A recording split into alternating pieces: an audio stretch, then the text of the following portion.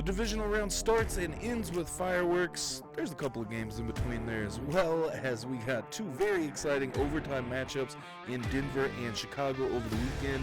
We're going to get into it all in this episode of the podcast, recapping the divisional round. Josh Allen chokes away his best opportunity to win a Super Bowl, and the Seahawks look like they are the team to beat currently. First game of the weekend, as I mentioned, started off with fireworks. We had an insane game to start off. 33-30, Broncos beat the Bills, and just back and forth. I mean, the Bills were down at halftime. What exactly the score was at that? 20-10. They went up 23-10, and I really thought that if the Broncos at that point to start off the third quarter, if they would have gotten the end zone, that may have been it right there.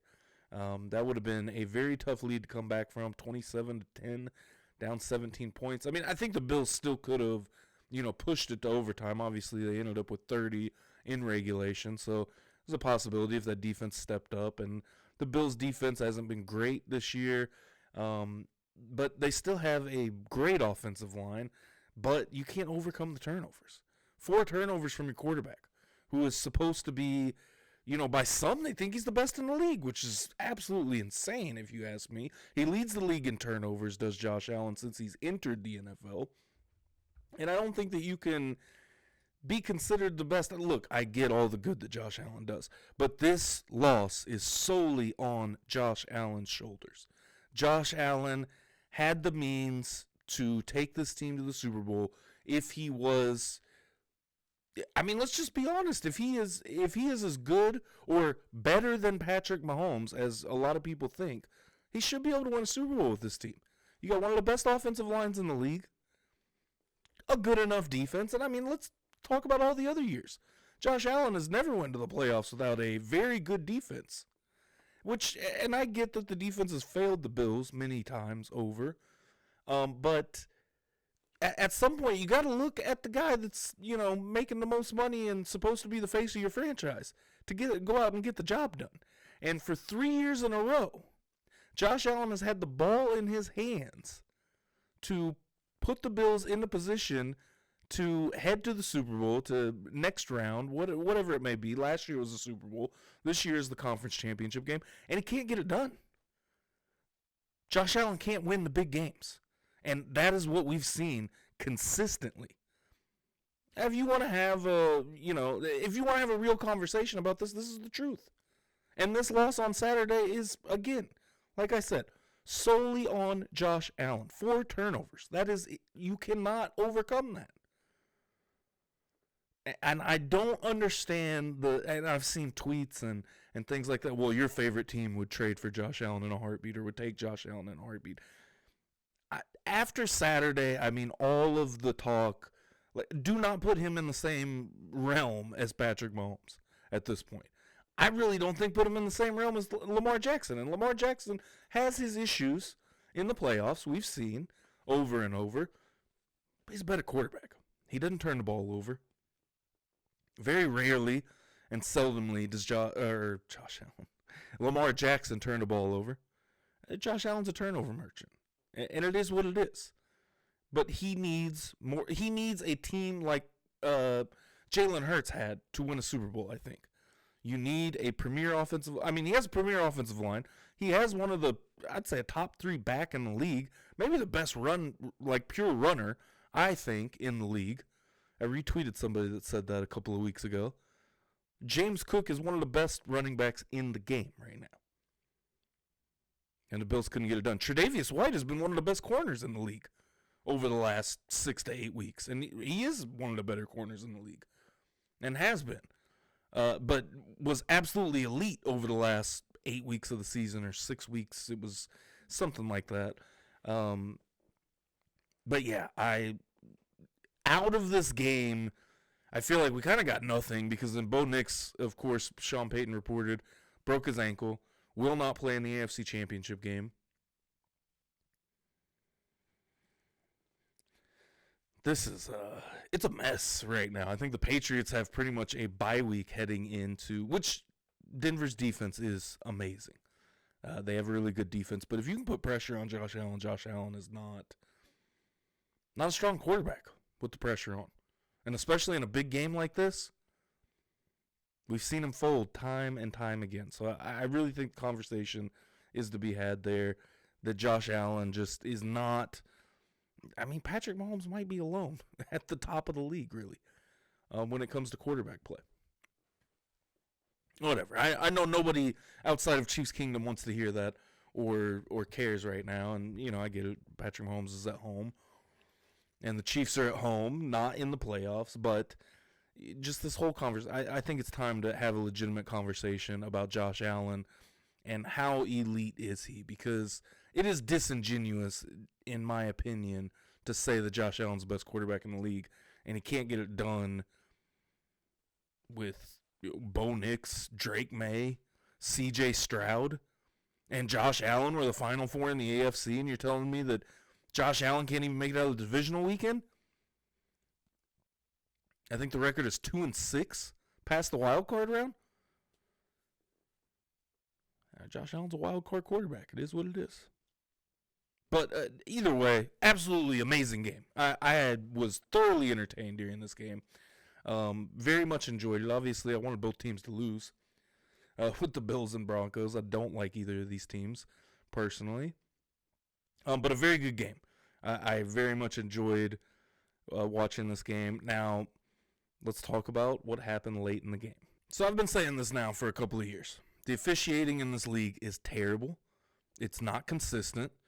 And it's just not good all around. I mean, the officiating in the NFL right now, there is a major problem. And I don't think that a lot of us from a fan perspective can see past our fandoms. You got Bills Mafia right now all over, talking about how they were robbed. And I don't think they were robbed. I think there was a bad PI call late in that game in overtime. The Tre'Davious White, that was a PI. He got there early, tackled the receiver. I mean, if you're showing somebody what PI is, that is a great example of what defensive pass interference is and what it looks like. Now, Johnson, the previous play, that was not a PI at all, and should not have been called as a PI. I don't think so. But that last play of the game, that sealed it, at least for the Bills losing that game, I do think was pass interference. Now let's go back a few plays before that. Talk about the interception. Initially live, I definitely thought it was a catch. But the more times I've watched, the more angles they've showed. Somebody on Twitter actually had this great picture where they took the defender out of the picture, showed where the ball was as Cooks was landing. He didn't have possession of the ball as he landed. And that does make things a little bit different as you're going to the ground with the ball. So, retrospectively, I do think it was an interception. I do think the right call was made. I was surprised they didn't slow the game down more, and Sean McDermott obviously talked about that after the game. And I do think the right call was made of him calling a timeout. He said he didn't want to call a timeout. It's overtime, so the challenge flag means nothing at that point. And so I think the timeout was correct just to give more time to look at this. Hey, maybe New York, wants to look at it a little bit further. But I think ultimately the right call was made. I think it was an interception. And maybe the one turnover on Saturday that wasn't all the way Josh Allen's fault. I'd have to watch it again a couple times to see ball placement, things like that. But, the ball was in Brandon Cook's hands. As he went to the ground, he got the ball taken from him. So there's also been this other clip that's went around from last year's AFC Championship game where the exact same thing occurred. Bills Mafia has kind of tried to share it to show that there's not consistency on the call, which I think is the exact opposite of what the clip shows. And I'll play it. Xavier Worthy takes the ball from the defender essentially as they're going down, and it shows the same exact thing. Worthy took the ball from Johnson, whereas in this case on the other side you had the Broncos defender taking the ball away from Cooks. It's the same play. So at least there is some consistency shown that this is how this was called before and it's how it's called now. So I don't think there's much of a gripe, really, with that call. At the end of the day, it's a turnover. This is what it is. But the officiating sucks. Like, let's be honest. Let's take our fandoms out of it for a moment. That was not a PI on Johnson in overtime. Tre'Davious White, that was PI. It is what it is. I don't know. Sean McDermott is fired as of today, as of the time I'm recording this here, Monday morning. And I think the Bills got it wrong. I mean, at the end of the day, not that I don't think that McDermott should have been fired, but Billy Beane, Brandon Beane.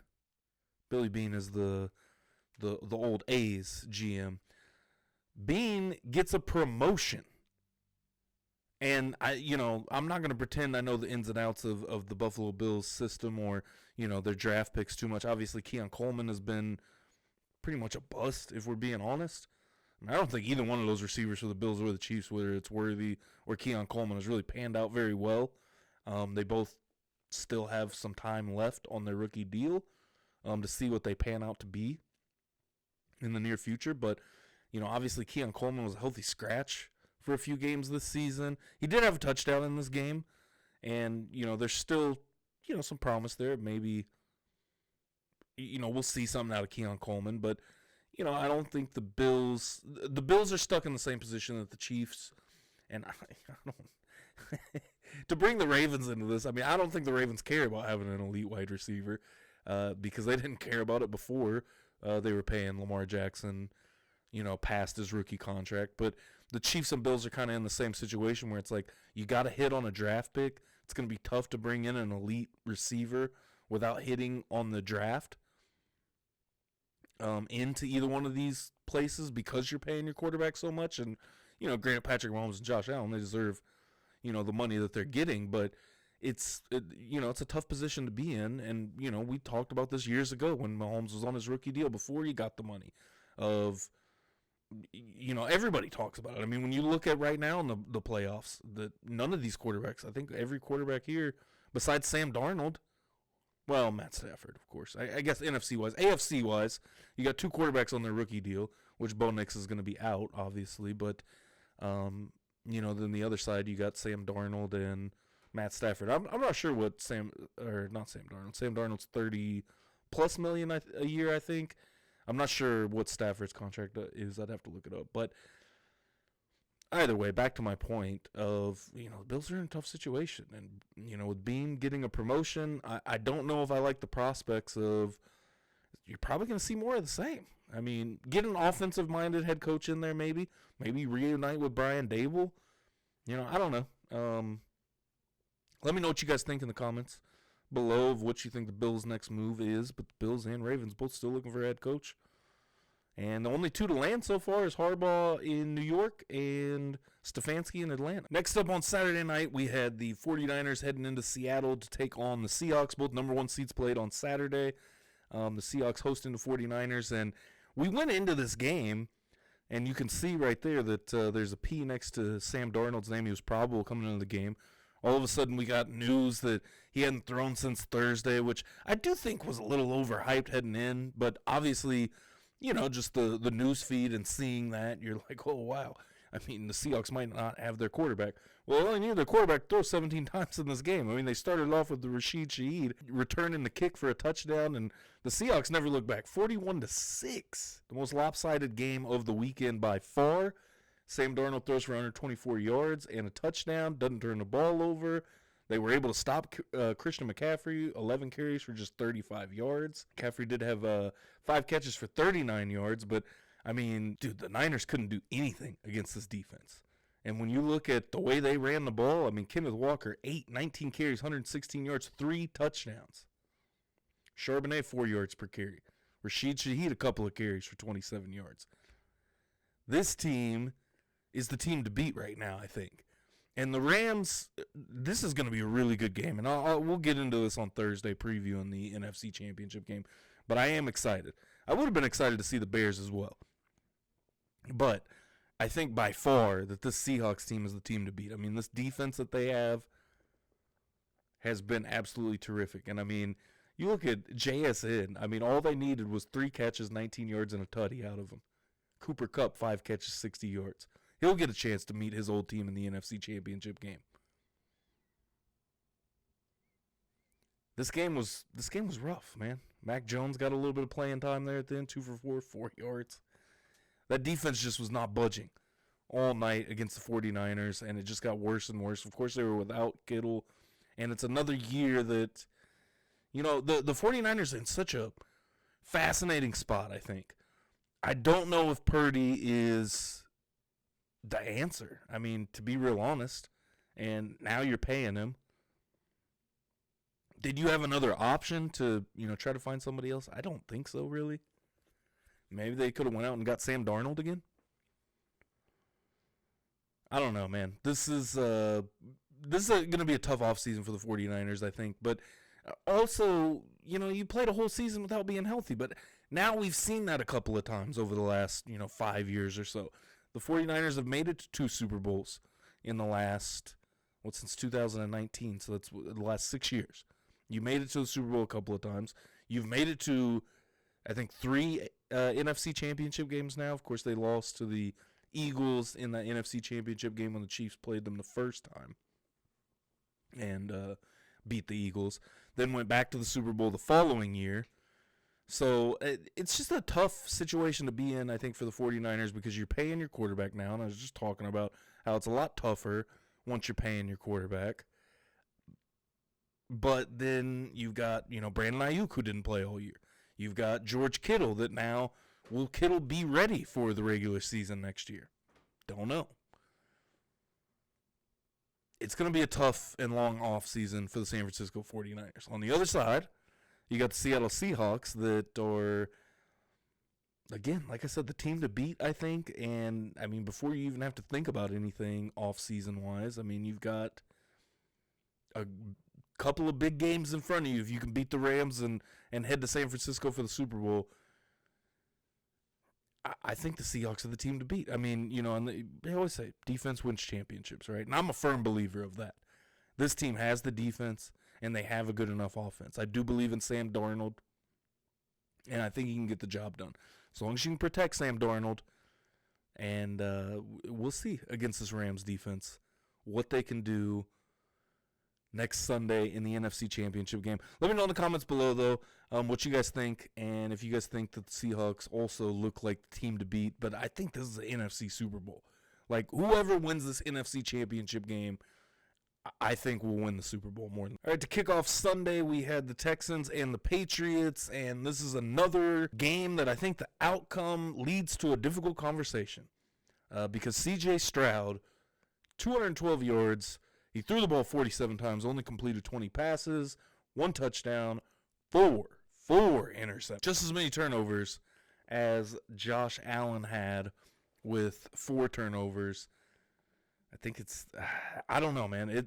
Again, a tough conversation to have. Obviously, C.J. Stroud had that great rookie year, very promising, but how far can you go with C.J. Stroud? This has been now the 3rd year in a row this team has been eliminated in the divisional round. They're able to win a wild card game, and you're kind of looking like you're a few years prior to what we saw out of what we've seen out of Josh Allen over the last 6-7 years. Because Josh Allen has been the same thing. You win a wild card game, you lose the divisional round. Maybe you go to the AFC Championship game here or there, but C.J. Stroud hasn't seen that kind of success. Hasn't been able to get to the AFC Championship game. And the Texans have, I think, the best defense. The best defense out of these last 8 teams that were remaining. I think the Texans have the best defense. You got Danielle Hunter and Will Anderson, that Derek Stingley, Lassiter. I mean, that defense is phenomenal for the Houston Texans. We saw that because they got a lot of turnovers as well. Drake May, 2 fumbles lost. He threw 1 interception. And it was almost like, you just turnover after turnover after turnover. And, there was a moment in the second half where I really thought, okay, this is the Texans' shot. They got a field goal, then they got the fumble, and I think Stroud turned it right back over with an interception. And once the Patriots got that last touchdown, I was like, yeah, there's no way. Once they went up 28-16, look at the scoring plays.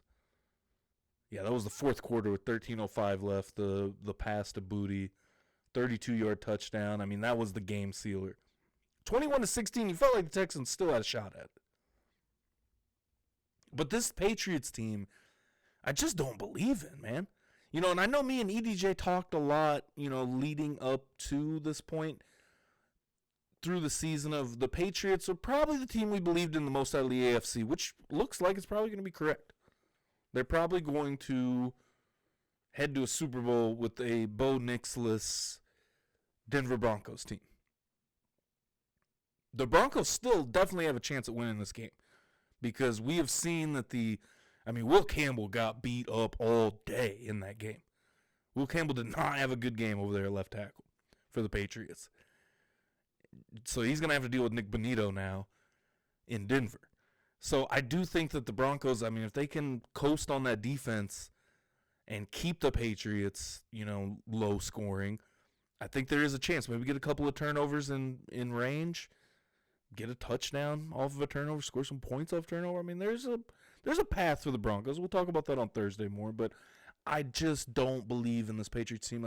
Do you guys think that the Patriots can beat the Rams or the Seahawks? Because right now, I don't feel that. And that's why I just said I feel like whoever wins that NFC Championship game is probably going to win the Super Bowl. I don't think that there's a team, and if you get to the Super Bowl without Bo Nix, if you're the Denver Broncos, again, how do you feel about, Jared Stidham winning a Super Bowl? It can be done. And, we talked about, EDJ mentioned the Bucs back in, we were talking about that back in 2002, I think. Monstrous defense, led by Brad Johnson on the offensive side. Look at the Baltimore Ravens in 2000. Trent Dilfer at quarterback.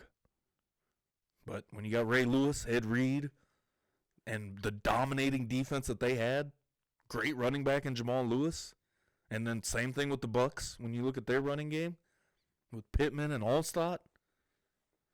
They had Keyshawn Johnson as well at receiver. So, I don't know. There's a path, but also let me give the flowers to the Pats defense because that Patriots defense was insane on Saturday.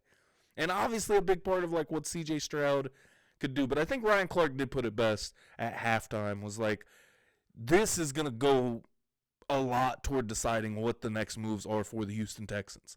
And I don't believe that CJ Stroud is your guy.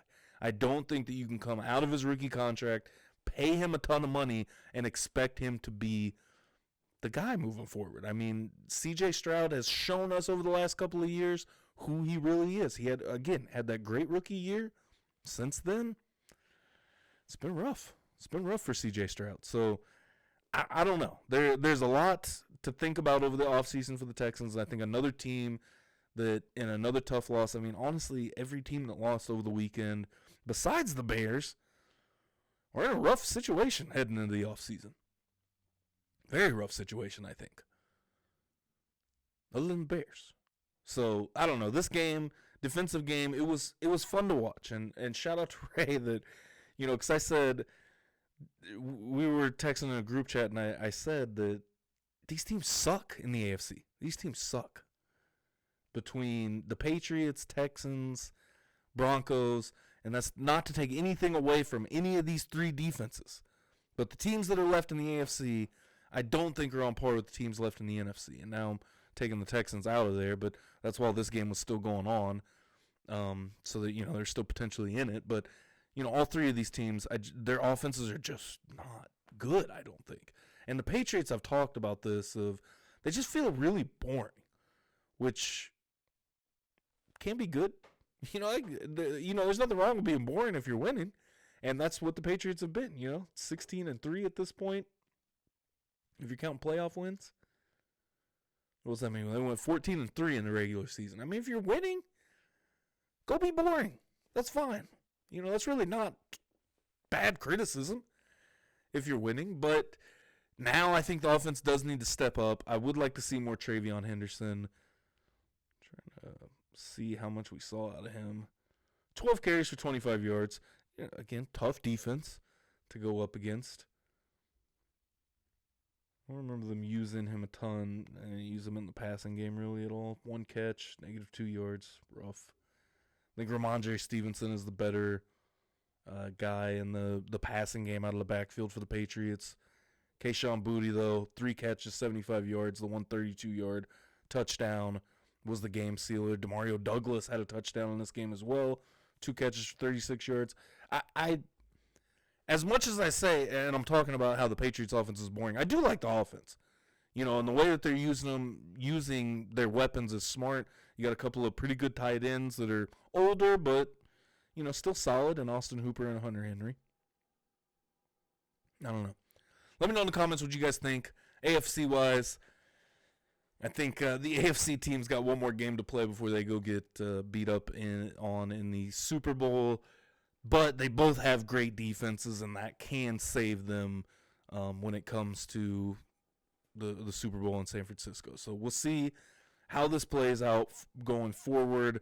I think the Texans have a tough conversation to have about C.J. Stroud. Where do you go? What are you looking for? Obviously, they're not going to have a great draft selection. There's not a lot of good quarterback prospects out there for this draft either. I don't know, man. Tough conversation. Let me know what you guys think in the comments below about the Texans and C.J. Stroud. What do you think the odds of the Patriots can pull it off and run the table and win the Super Bowl? As entertained as I was on Saturday, let's talk about this game. I think this is the game of the weekend. You know, the second overtime game that we saw ended in Chicago, and this game was maybe recency bias on my part. Maybe a little bit, I'll be honest. This game was last night, but boy, I think this might have been the game of the weekend. You look at Matt Stafford in this game, 20 of 42, 258, no touchdowns, but no turnovers. And seeing how the Bears bugged him on offense, and maybe he had a little bit of a problem with one of his fingers, I think, at one point in the game. Collinsworth talked about it quite a bit, which NBC's coverage is done of the playoffs. We don't have to listen to Chris Collinsworth again this season, unless they got the Super Bowl. I don't know if they have a Super Bowl. I haven't looked that far into it, but I'm pretty sure the NBC's coverage is done, and I'm just not a Collinsworth fan. But shout out to Collinsworth for PFF, I guess. I do enjoy using PFF. Matt Stafford, good enough.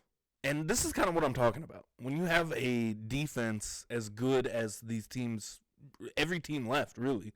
The Pats have one of the best secondaries in the league, if not maybe the best.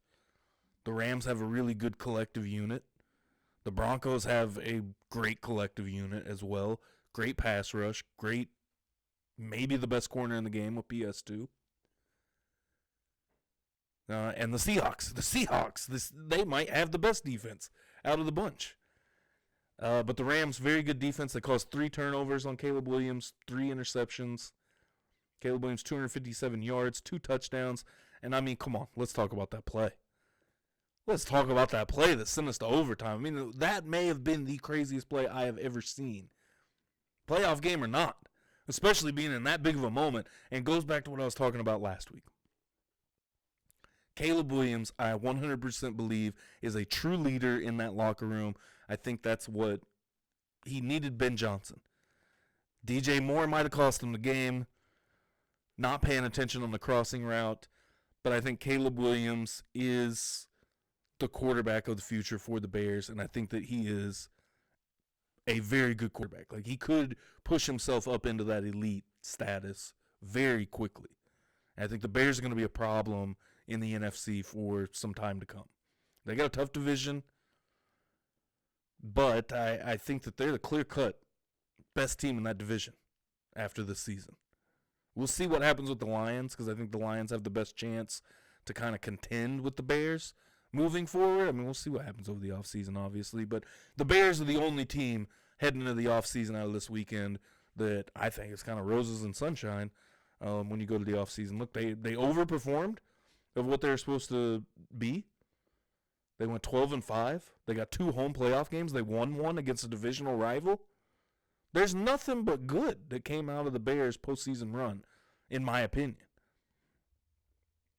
Puka Nacua, he had a big game, 5 catches for 56 yards. And, a lot of these targets, 10 targets for Puka, but, like I said, I think Stafford really struggled at times in this game, but this is the team that has the most championship prowess out of the bunch left.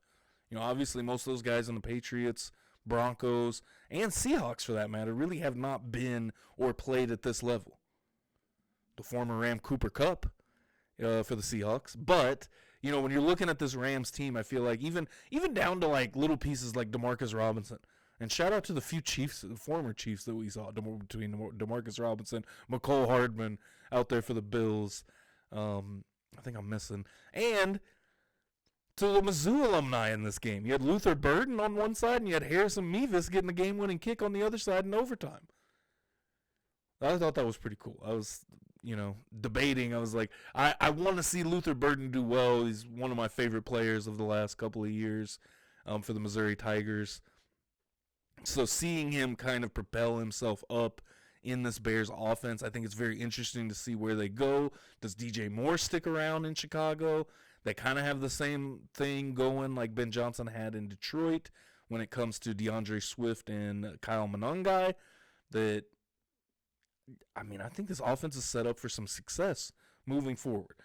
The Rams, though, they get the job done, and I think it just comes down to Sean McVay's been here, and, I think him and Ben Johnson are right on par coaching-wise, but obviously this is Ben Johnson's first time as a head coach in this situation, and I think, again, nothing but positive things to come from this. I think the Bears are going to be in a really good situation, and the Rams now turn their sights to Seattle.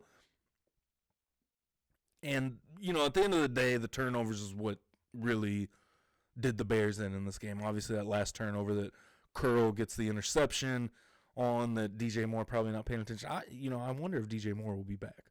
I think I just said that a second ago, but I'm very interested to see how that works out after this game, especially, with I feel like the game kind of being lost on his shoulders to a point with that play, especially when you watch the slow down.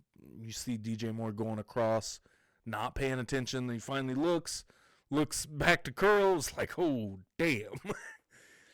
So probably shouldn't have been thrown, but I think that's also like the level that this team needs to get to, right? And I think Caleb Williams is ahead of himself in a sense of next year this team might be the team to beat in the NFC, just in the sense of that was a good throw. DJ Moore was open. That they could have hooked up on a big play right there. But you got to have the receiver part. And as a Chiefs fan and, watching this Chiefs team over the last few years, I think we know very well how much the receivers go into the fact that, hey, we just saw it with Cole Kmet on the insane play that Caleb Williams made. As soon as he ran backwards, I was like, oh, my God, it's over. And then he just launches the ball up there, back of the end zone, touchdown. We got some great football this weekend. I will say, like what Nick Wright said, that I do think that the quarterback play was not great over the weekend, but it was exciting football, and that's all we can ask for. And I'm happy we got some really exciting football. I think we got a couple more games left next weekend that will be very exciting as well, and then on to the Super Bowl that may not be as exciting, but we'll see. We'll get there. EDJ should be back on the pod on Thursday. We're going to break down the games. I'm sure we'll talk a little bit and tune out Bills Mafia because we're definitely going to talk about your boy and just the Bills in general. I'm sure EDJ will want to talk some Josh Allen. But I think the Bears are in a good position moving forward. And, it is what it is. It's that kind of passing of the guard to a point where, we'll see it. We'll see it down the road. Kind of reminds me of the Patrick Mahomes, Tom Brady game where, Tom Brady went on to win that last Super Bowl with the Patriots over the Rams that year. And, Mahomes came so close. And I did compare this Bears team and the environment that they had in Chicago to that 2019 Chiefs team. Maybe I was a little 1 year ahead of myself. Maybe this is more of the 2018 Chiefs. Obviously, they didn't make the way to the NFC Championship game, but big game against one of the greatest quarterbacks of all time. And don't come at me because I'm not quantifying that, but I mean he is a great quarterback, Matt Stafford. You know, he's been a great quarterback. So, yeah, I think the Bears are in a good spot, and I'm excited for this Rams-Seahawks game. So let me know in the comments below what you guys think about these AFC, NFC championship games, what you guys thought about the weekend and this divisional round, if you enjoyed it as much as I did. If you are still here, make sure you hit that like button. If you enjoyed the podcast, make sure you smash that subscribe button. We got fights to talk about on Thursday as well. We got UFC 324 coming up, Paddy Pimblett versus Justin Gaethje for the interim lightweight title. That's going to be a big card. I'm disappointed that Nunes and Harrison is off of that card, but that's still a banger of a card through and through to kick off the UFC on Paramount Plus era. And then we got another card right after that. So I'm excited to get into these fights. Really going to be covering that over the next couple of weeks and throughout the entire year. Obviously, we're about a month out, maybe less than a month before pitchers and catchers report to spring training. So right as we get out of the NFL season, we got plenty of MMA and baseball to talk on the pod. So make sure you hit that subscribe button for me. Hit that bell to stay notified whenever I post anything or go live, anything like that. I appreciate you if you have stayed here the entire podcast. Until next time, go talk shop. Out of here.